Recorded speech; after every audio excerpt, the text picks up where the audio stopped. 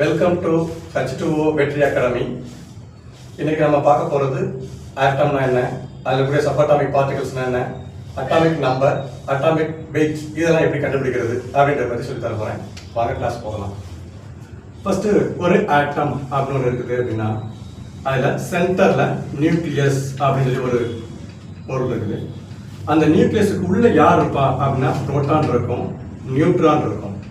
அப்போ வெளியில யார் இருப்பாங்க அப்படின்னு சொல்லி சொன்னா எலக்ட்ரான்ஸ் அதை சுற்றி வந்துகிட்டே இருக்கும்.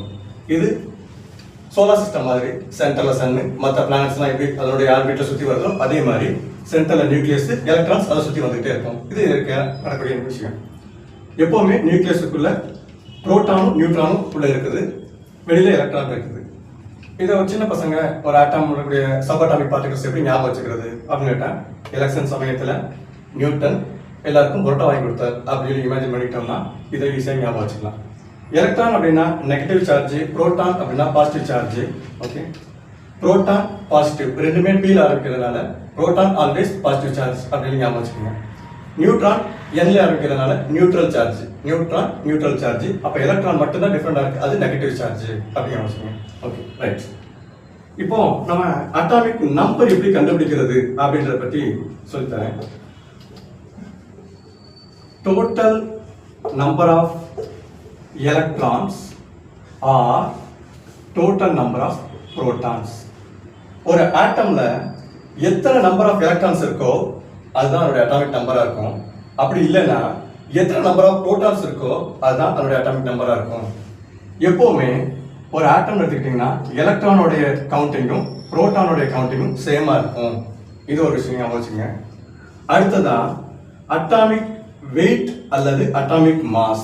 இந்த இடத்துல பிசிக்ஸ்ல தான் மாஸுக்கும் வெயிட்டுக்கும் டிஃபரன்ஸ் இருக்கும். மாஸ்னா வால்யூம் சொல்லுவாங்க, வெயிட்னா கிராவிட்டியை பொறுத்து மாறும்னு சொல்லுவாங்க. ஆனா நம்ம கெமிஸ்ட்ரியை பொறுத்த வரைக்கும் அட்டாமிக் வெயிட் சரி அட்டாமிக் மாஸ் சரி சேம் ஒரே கான்செப்ட் தான். என்ன அப்படின்னு சொல்லி கேட்டீங்கன்னா total number of protons and neutrons. இந்த ரெண்டுமே எதுல இருக்கு அப்படின்னா நியூக்ளியஸுக்கு உள்ள இருக்குது. அந்த நியூக்ளியஸ்க்குள்ள இருக்கக்கூடிய புரோட்டான்ஸையும் நியூட்ரான்ஸையும் ஆட் பண்ணி போட்டீங்கன்னா அதுதான் அட்டாமிக் வெயிட் அல்லது அட்டாமிக் மாஸ். சில எக்ஸாம்பிள்ஸ் நம்ம பார்ப்போம். First hydrogen.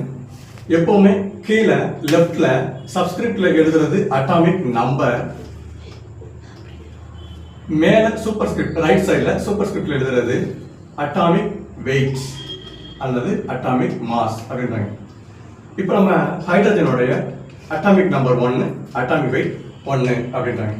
அப்போ இதுல எத்தனை எலக்ட்ரான்ஸ் இருக்கும், எத்தனை புரோட்டான்ஸ் இருக்கும், எத்தனை நியூட்ரான்ஸ் இருக்கும் அப்படின்றத கவுண்ட் பண்ணி பார்க்கலாம். அட்டாமிக் நம்பர் என்ன? Total number of electrons. Atomic number எங்க என்ன கொடுத்துருக்கேன்? 1. அப்படின்னா கண்டிப்பா அங்க டோட்டல் நம்பர் ஆஃப் எலக்ட்ரான் 1 தான் இருக்கணும். அதே மாதிரி எலக்ட்ரான் எத்தனை இருக்கோ புரோட்டான் அதுக்கு ஈக்குவலா இருக்கும். அப்ப இங்க 1 போட்டீங்கன்னா இங்கேயும் 1. ஓகே, இந்த புரோட்டான் நியூட்ரான் எதுக்குள்ள இருக்கும்? நியூக்ளியஸ்க்குள்ள இருக்குது. இப்போ என்ன பண்றீங்க, இதனுடைய வெயிட் மட்டும் கால்குலேட் பண்ணணும். அட்டாமிக் வெயிட் இங்க ஆல்ரெடி நான் 1 கொடுத்துட்டேன்.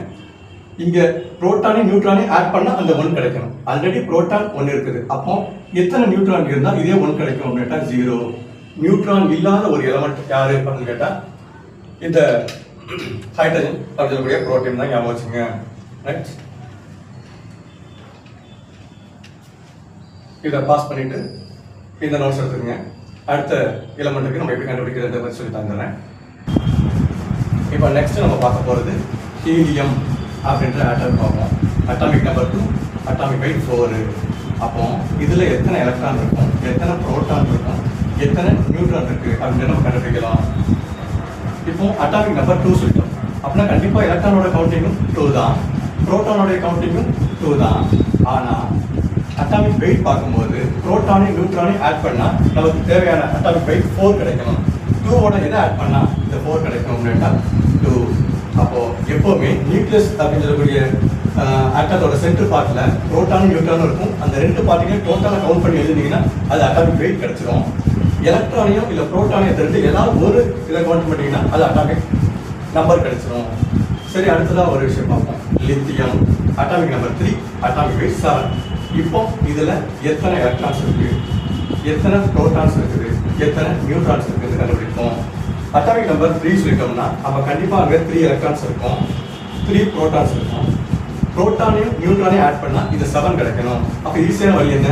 இந்த 7ல இருந்து 3 சப்ட்ராக்ட் பண்ணுங்க. ரிமைனிங் எத்தனை வருதோ அதுதான் அதனுடைய நியூட்ரான் நம்பர். இதே மாதிரி நீங்க ஃபைண்ட் பண்ணுங்க.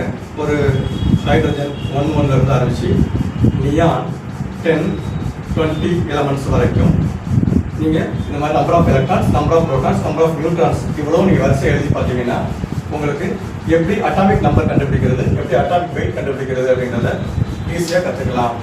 Thank you all.